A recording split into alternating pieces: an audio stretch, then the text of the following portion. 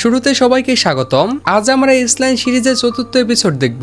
আর হ্যাঁ, যদি এখনো চ্যানেলটি সাবস্ক্রাইব করে না থাকেন দয়া করে সাবস্ক্রাইব করে দিন, কারণ আমি অনেক পরিশ্রম করছি কিন্তু সাবস্ক্রাইবার বাড়ছে না। এপিসোড 4 শুরু হয় ঠিক সেই জায়গা থেকে যেখানে শেষ এপিসোডটি শেষ হয়েছিল।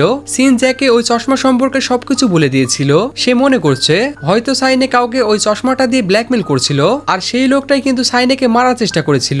এর পরের দৃশ্যে সিনকে আমরা দেখতে পাই, সে দেখতে পায় সাইনের মাথা থেকে লাইনগুলো ধীরে ধীরে মুছে যাচ্ছে, অর্থাৎ সাইনে মারা যাচ্ছে। সিন চিৎকার করে ক্লাসে উঠে পড়ে, আর এটা কিন্তু তার ছিল একটা স্বপ্ন।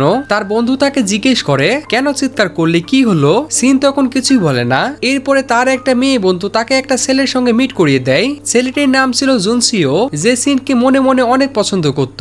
জুনসিও না বলে স্কুলে পড়ে কোথাও চলো বেড়াতে যাই, কিন্তু সিন মেনে না নিয়ে বলে আমি পার্ট টাইম কাজ শুরু করেছি, তাই আমার বাইরে যাওয়া সম্ভব না। অন্যদিকে আমরা নতুন এক চরিত্র রারির সঙ্গে পরিচিত হই। সে ওই স্কুলেরই একজন কর্মী। সে ঠিক মতো কাজ না করার কারণে কিন্তু বকা খাচ্ছিল, আর রারির কাছেও কিন্তু একটা চশমা আছে যার মাধ্যমে সেও কিন্তু এস লাইন দেখতে পায়। আর তখন সে দেখে তার সিনিয়রের মাথায় কোনো লাইনই নেই, আর সিনিয়রের বয়স ছিল অনেক বেশি। রারি মনে মনে বলে সে হয়তো কোনোদিনও কারোর সাথে শারীরিক সম্পর্কই করেনি। এরপরে আমরা দেখি লাঞ্চ টাইমে সবাই খাবার খাচ্ছে। এরপরে রারি বলে আমি খুবই দ্রুত কাজ ছেড়ে দেব এবং একজন বড় নামি দামি অভিনেত্রী হব। এরপরে সবাই নজর দেয় মিউজিক টিচারের দিকে, যিনি লম্বা এবং খুবই সুদর্শন ছিলেন। আর সবাই বলছিল মিউজিক টিচার কত হ্যান্ডসাম, ওকে ডেট করার চেষ্টা করা উচিত, সে হয়তো এখনো সিঙ্গেলই রয়েছে। আর রারি এইদিকে মিউজিক টিচারের সঙ্গে সরাসরি শারীরিক সম্পর্ক করতে চায়, তাই সে মনে মনে নিজে নিজেই কিন্তু হাসতে থাকে। এরপরের দিশে রাতের বেলা রারিকে উইক পরে একটা হোটেলের বাইরে দেখতে পাওয়া যায়। আর অন্যদিকে আমরা জ্যাককে দেখি ডংসিংকে বোঝাচ্ছে যে সবকিছু ওই চশমার কারণেই হচ্ছে। যে ওই চশমাটা পরে সেই কিন্তু দেখতে পায় যে কার সাথে কে শারীরিক সম্পর্ক করেছে। অবশ্যই এটা কেউ বিশ্বাস করবে না, কারণ এটা খুবই অদ্ভুত। আর এইদিকে দেখি সিন এখানে পার্ট টাইম কাজ শুরু করেছে। সে রাতের বেলা হোটেল সামলাচ্ছে। তখনই হঠাৎ তার বন্ধু এসে তাকে চেক ইন করতে বলে। তখন সিন বলে তোমরা এখানে কি করছো? তোমরা তো মাইনর, তোমরা তো এখানে আসতেই পারবে না। তখন ওই মেয়েটি বলে তুমিও তো মাইনর, তুমি এখানে কি করছো?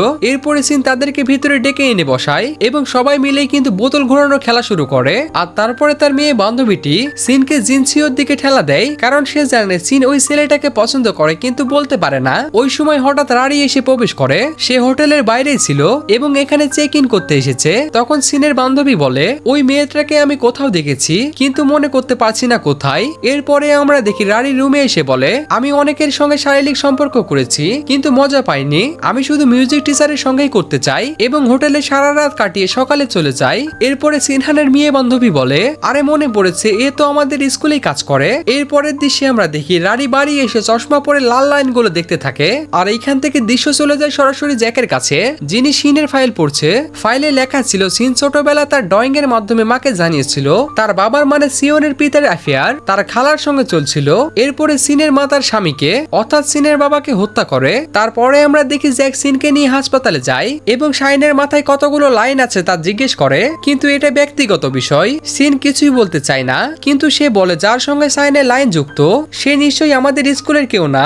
এরপরে জ্যাক বলে তুমি কি মনে করো এমন চশমা আর কারো কাছে কি থাকতে পারে? সিন বলে আমার এমন কিছু জানা নেই। পরের দিন সিন টিভিতে দেখছিল এক অপরাধীকে যার কাছে ওই চশমাটা আছে। আর এখানে সিন স্পষ্ট হয়ে যায় এমন অনেক চশমা পুরো কোরিয়াতে ছড়িয়ে আছে। আর এইদিকে রানি শারীরিক সুখের খোঁজে মিউজিক টিচারের কাছে এসেছে। তারা স্বাভাবিকভাবে কথা বলে, কিন্তু শেষে তাদের লাল লাইনগুলো কিন্তু একসাথে যুক্ত হতে দেখা যায়। এর মানে এই হতে পারে যে তারা একে অপরের প্রতি অনুভূতি রাখে এবং একে অপরের সঙ্গে শারীরিক সম্পর্কের জন্য প্রস্তুত। এরপরে আমরা দেখি জুনসিওনে সিনকে স্কুলের পরে সুইমিং পুলে নিয়ে আসে, আর সিন পানিতে ঝাঁপ দিয়ে কিন্তু ভিতরে বসে থাকে। আর জুনসিওনে চিন্তিত হয়ে তাকে বাঁচাতে পানিতে ঝাঁপ দেয়। এরপরে তারা দুজনেই কিন্তু পানি থেকে বাইরে বের হয়ে আসে এবং নুডলস খেতে শুরু করে। এবং তারপরে সিন বলে আমি মানুষের মাথার উপরে কিন্তু লাল লাইন দেখতে পাই। তখন জুনসিওনে বলে কেমন লাইন, আমার উপরে আছে কি দেখে বলো তো? সিন বলে না, আমাদের দুজনের উপরে কোনো লাইনই নেই। এরপর সিন বাড়ি ফিরে যায়। তখন তার মাথার উপরে কিন্তু লাইন দেখা যায়।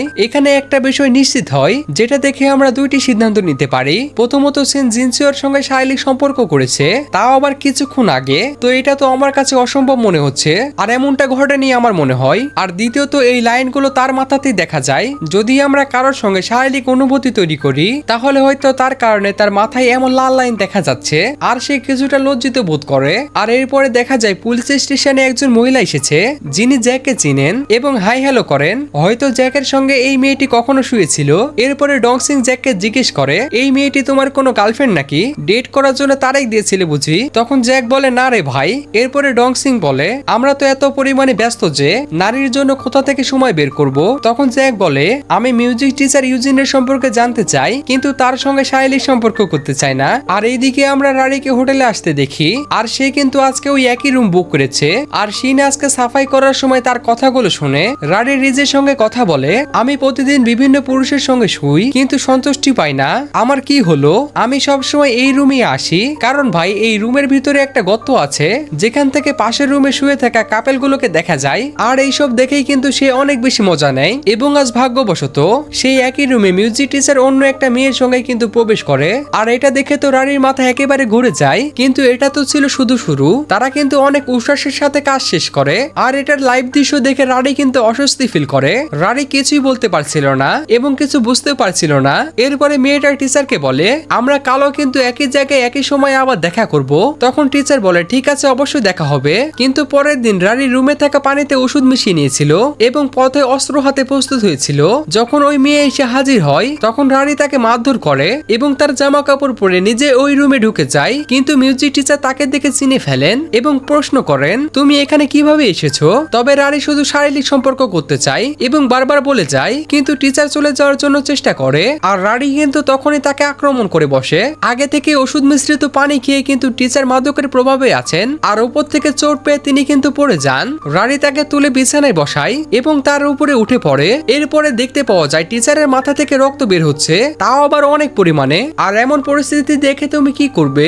অবশ্যই তাকে হাসপাতালে নিয়ে যাবে। কিন্তু রারি মরতে চলা মানুষের সঙ্গে এমন একটা কাজ করে যা কিন্তু আমি তোমাদের কাছে বলতে পারছি না। সে তার সঙ্গে শারীরিক সম্পর্ক করতে শুরু করে। আর টিচার যখন মারা যেতে চলেছেন এক প্রায় মৃত মানুষকে নিয়ে এমন কাজ করছে যা কিন্তু সাধারণ মানুষের কল্পনার বাইরে। এবং রারি মনে মনে ভাবছে যত দ্রুত সম্ভব কাজ শেষ করতে হবে, না হলে সে মারা যাবে। আসলে সত্যি তাই হয়। কিছুক্ষণ পর টিচারের মৃত্যু হয় আর রারি বাথরুমে গিয়ে নিজের হাত কেটে কিন্তু আত্মহত্যা করে। এরপরে সিন যখন হোটেলের ঘর পরিষ্কার করতে আসে তখন সে আহত মেয়েটিকে দেখতে পায়। আর সেই মেয়েটি কিন্তু সিনকে সবকিছু বলে দেয়। এবং এরপরে তারা যখন সেই রুমের ভিতরে যায় সেখানে গিয়ে তারা দুজনকে মরে পড়ে থাকতে দেখে এবং সঙ্গে সঙ্গে পুলিশকে ডাকা হয়। আর সেখানে কিন্তু জ্যাক এসে হাজির হয়। আর জ্যাক এসে সিনকে জিজ্ঞেস করে বলতো এই মেয়েটাকে। সিন সব খুলে বলে এই মেয়ে তো প্রতিদিন এখানে আসতো। এরপরে জ্যাক বলে চশমাটা কি এই ঘটনার সঙ্গে জড়িত? সিন বলে হ্যাঁ জড়িত তো আছেই। এরপরে জ্যাক সাইনাকে দেখতে হাসপাতালে যায় এবং তারপরে আবার সেই হোটেল রুমে ফিরে আসে। ফিরে এসে বাথরুমে পানি দেখতে পায় এবং বাথরুমের সকল পানি ফেলে দেয় আর রানী চশমাটা পায়। আমার মনে হয় সে হয়তো আগে থেকে জানতো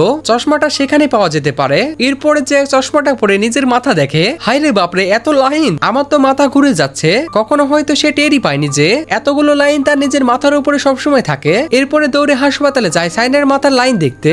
আর সে দেখতে পায় একটা লাইন বাইরে কাউকে সংযুক্ত করছে। আর মজার ব্যাপার হলো বাইরে কে দাঁড়িয়ে আছে এবং কার সঙ্গে সংযুক্ত আছে তা দেখার জন্য কিন্তু জ্যাক দৌড়ে চলে যায়।